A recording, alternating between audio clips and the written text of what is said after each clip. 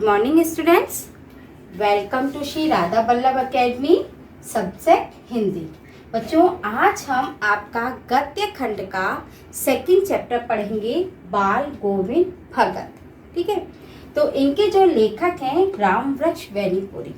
रामवृक्ष बैनीपुरी ने बाल गोविंद भगत के चरित्र की जो विशेषताएं हैं अपने इस पाठ में लिखी हैं और उन्होंने अपने इस चरित्र के व्यक्तित्व की जो विशेषताएं हैं उसका इस तरह से वर्णन किया है या व्याख्या किया है कि उससे उनके चरित्र की जो विशेषताएं हैं वो आपके सामने अंकित होकर आ जाती है। इसलिए इस विधा को हम रेखा चित्र के माध्यम से पढ़ेंगे। ठीक है, अपने इस पाठ में रामवृक्ष बैनीपुरी ने जो अपना चरित्र है बाल गोविंद भगत, उनके बारे में, उनके जीवन के बारे में सारी बातें लिखी हैं। जैसे वो एक कबीरपंथी भगत थे, यानी कबीर को मानने वाले थे। वो कबीर मठ में जाकर अपना जो भी साल का जो भी अनाज होता था वो उन्हें अर्पित करते थे और प्रसाद स्वरूप में जो उन्हें मिलता था उनसे जीवन यापन करते थे।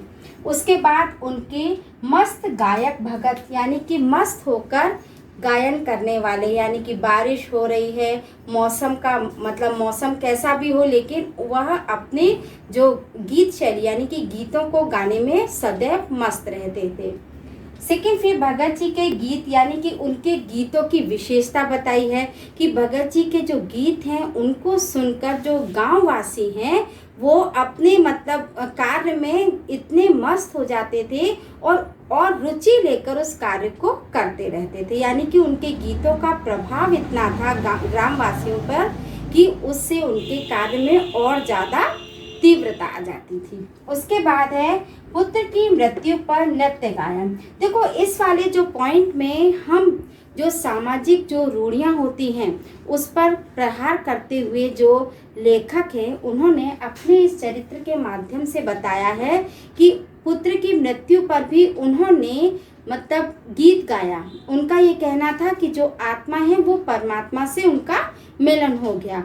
उनकी पुत्र वधू रो रही थी, वातावरण बहुत गमहीन था, लेकिन उस समय पर भी उनका गीत गाना लोगों को मतलब अचंभित कर रहा था। ठीक है, तो इसके बारे में हम विस्तार से अपने पाठ में पढ़ेंगे। उसके बाद बहू की विदाई, यानी पुत्र की मृत्यु के बाद सारे जो कार्यक्रम समाप्त करने के बाद उन्होंने जो उनकी पुत्र वधू थी उनके भाइयों को बुलाकर उसकी पुत्र वधू की विदाई करी कि अभी इसकी उम्र कम है तो इसका दूसरा विवाह कर सकते हैं, आप इसको ले जाइए। तो उनकी पुत्र वधू बहुत कहती है कि मैं आपकी सेवा करना चाहती हूँ, लेकिन वह अपना स्वार्थ न देखते हुए अपनी पुत्र वधू की उन्हें चिंता होती है तो वह उसे अपने मायके जाने के लिए कहते हैं। उसके बाद भगत जी की मृत्यु के बारे में बताया कि मस्त गायन गंगा तट पर गायन करते हुए और अपने रोज नृत्य क्रम करते हुए उनकी मृत्यु का जो भी मतलब उनकी मृत्यु जिस प्रकार से हुई उन सब के बारे में हम इस पाठ में पढ़ेंगे। तो कहने का मतलब ये है कि इस पाठ में जो लेखक हैं अपने रामवृक्ष बैनीपुरी, उन्होंने बाल गोविंद भगत के चरित्र की विशेषताओं को पूर्ण रूप से अपने इस पाठ में विस्तार पूर्वक बताया है। तो अब हम सबसे पहले इस पाठ के जो लेखक हैं उनका जीवन परिचय पढ़ेंगे और फिर उनके द्वारा लिखित जो बाल गोविंद भगत जो अपना चैप्टर है उसको विस्तार पूर्वक पढ़ेंगे। ओके, तो बच्चों सबसे पहले हम जीवन परिचय पढ़ेंगे। अपने इस चैप्टर है बाल गोविंद भगत के जो लिखा है लेखक है रामवृक्ष बैनीपुरी। ठीक है, रामवृक्ष बैनीपुरी का जन्म बिहार के मुजफ्फरपुर जिले के बैनीपुर गांव में सन 1899 में हुआ। उनके माता पिता का निधन बचपन में ही हो जाने के कारण जीवन के आरंभिक वर्ष उनके अभावों और कठिनाइयों और संघर्षों में बीते। मतलब ये है कि उनके माता पिता की जो मृत्यु है उनके बचपन में ही हो गई थी। इससे उनको जो आरंभिक जीवन जो उनका शुरू का जो जीवन है वो अभावों और कठिनाइयों और संघर्षों में ही बीता। 10 तक यानी कि 10वीं तक की शिक्षा प्राप्त करने के बाद वे 1920 में राष्ट्रीय स्वाधीनता आंदोलन में सक्रिय रूप से जुड़ गए। कई बार इस चक्कर में कई बार वो जेल भी गए और उनका जो देहांत है, उनकी मृत्यु 1968 में हो गई। 15 वर्ष की अवस्था में बेनीपुर जी की जो रचनाएं हैं पत्र पत्रिकाओं में छपने लगी। मतलब 15 वर्ष की आयु से ही इन्होंने रचनाएं लिखने लगी, मतलब काव्य या गद्य लिखने लगे, तो इनकी पत्र पत्रिकाओं में वो छपने लगे। ये बेहद प्रतिभाशाली पत्रकार थे। उन्होंने अनेक दैनिक, साप्ताहिक एवं मासिक पत्र पत्रिकाओं का संपादन किया, जिनमें इनके जो मुख्य जो लेखन है उसमें तरुण भारत, किसान मित्र, बालक, युवक, योगी, जनता, जनवाणी और नई धारा उल्लेखनीय है।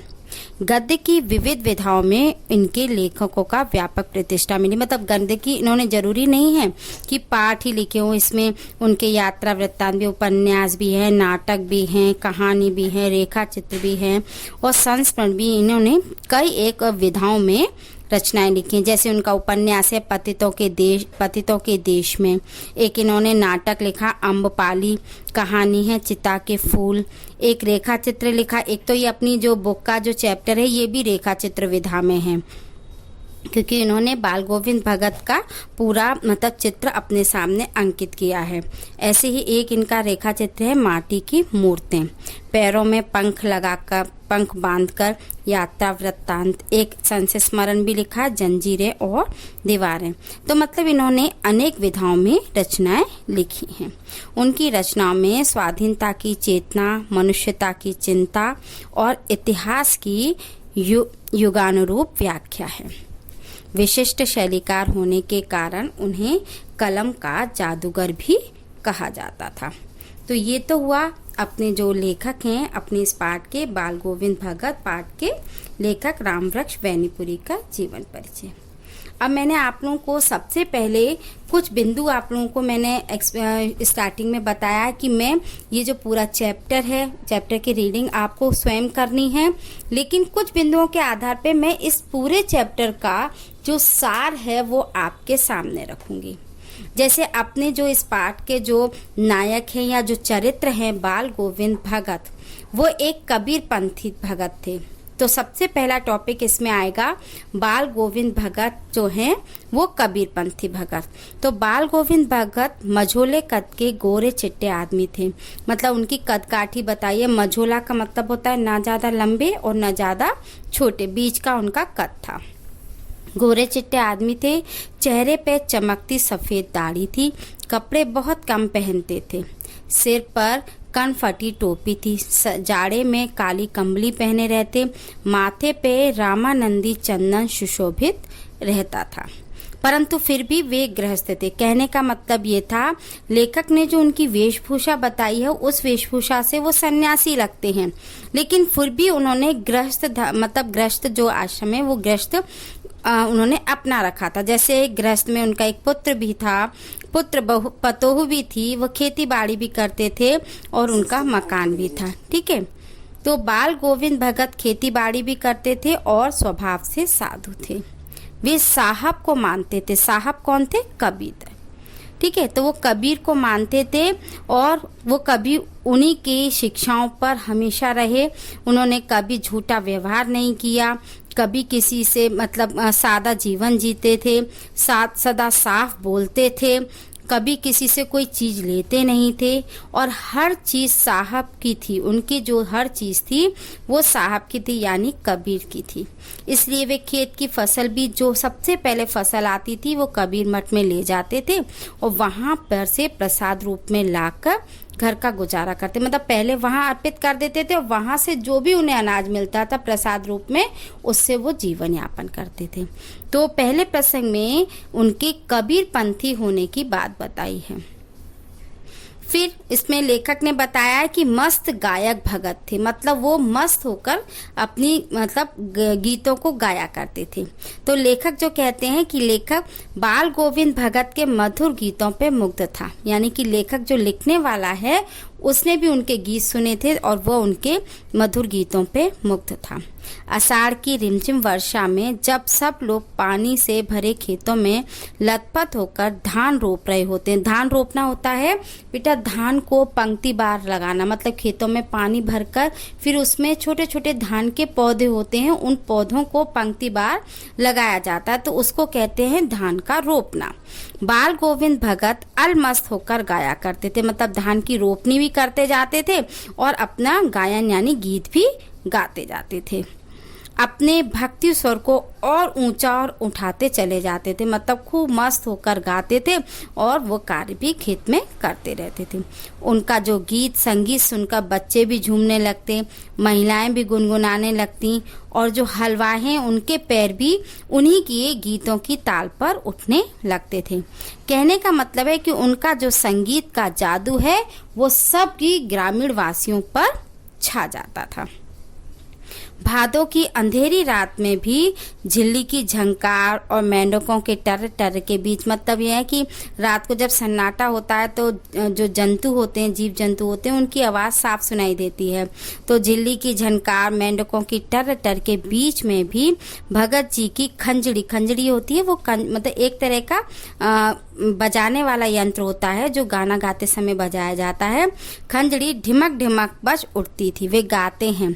अब गानों के उनके बोल भी हैं, जैसे गोदी में पियवा चमक उठे सखियां झीकू उठे ना। फिर एक है तेरी गठरी में लागा चोर मुसाफिर जाग जरा। ये उनके गीतों के जो बोल हैं वो हैं। तो इस तरह से वो गाते रहते थे और मस्त होकर खंजरी बजाते थे। फिर अगले पॉइंट में मैंने बताया है कि कार्तिक और गर्मियों के भगत जी के गीत, मतलब उन्होंने कार्तिक में और जो गर्मी होती थी उसमें भगत जी के जो गीत गाते थे वो इसमें उनकी विशेषता बताई है। जैसे कार्तिक महीना शुरू होते ही फागुन तक भगत जी की प्रभातियाँ प्रभातियाँ होती है, यानी कि सुबह की फेरियाँ, सुबह सवेरे उठकर फेरियाँ जो लगाते हैं, प्रभात फेरियाँ शुरू हो जाती थी। वे सुबह सवेरे 2 मील दूर जाकर नदी स्नान करते तथा गांव के बाहर खंजड़ी बजाकर गाने टेरने लगते, यानी गाने गाने लगते। एक दिन घोर कांपती सर्दी में भी भोर के समय लेखक ने उन्हें गाते बजाते, मतलब जो उनका कार्य था गाने बजाने का, सुबह उठने का जो नित्य कार्य है उसमें कभी मौसम आड़े नहीं आया, मतलब मौसम उसमें बाधा नहीं बना। अगर सर्दी है तो भी वो उसी कार्य को करते और गर्मी है तो भी। वातावरण भोर के रहस्य से ढका था। बाल गोविंद भगत मुंह से लगातार भजन गाए जा रहे थे। वे मस्त होकर खड़े मतलब ऐसा मस्त होकर खड़े होकर वो गाते थे। कपकपाने वाली सर्दी में भी उनके माथे से पसीना झलकने लगता, मतलब वो इतने मस्त रहते थे कि सर्दियों में भी वो उनके माथे से पसीना झलकता था। गर्मियों की सांझ को उनके घर में उनके कुछ प्रेमी भी आ जुटते थे। मतलब गर्मी में आपने देखा होगा कि गर्मियों का जब वातावरण होता है तो शाम को सब लोग बाहर आके बैठ जाते हैं ना अपने, मतलब किसी का आंगन है, किसी के मतलब कुछ भी बाहर लगा उस पे आके सब लोग एक साथ बैठ जाते हैं। ऐसी भगत जी के यहाँ भी होता था। उनके जो कुछ गाने जो प्रेमी हैं वो वहाँ पर आ जाते थे, खंजड़ी बजने लगती, करतालों में भरमार हो जाती, सभी मित्र मंडली इकट्ठी हो जाती, फिर भगत जी भी गाते और उसके पीछे वो लोग भी उनको वाक्यों को दोहराते, गीतों को दोहराते। तो इस तरह से भगत जी नाचने लगते और उनके साथी भी उसमें उनके साथ नाचने लगते और उनके जो घर के आंगन में नित्य संगीत का माहौल छा जाता। फिर मैंने आप लोगों को ये भी बताया कि इस पाठ में जो है सामाजिक रूढ़ियों पर भी प्रहार किया गया है।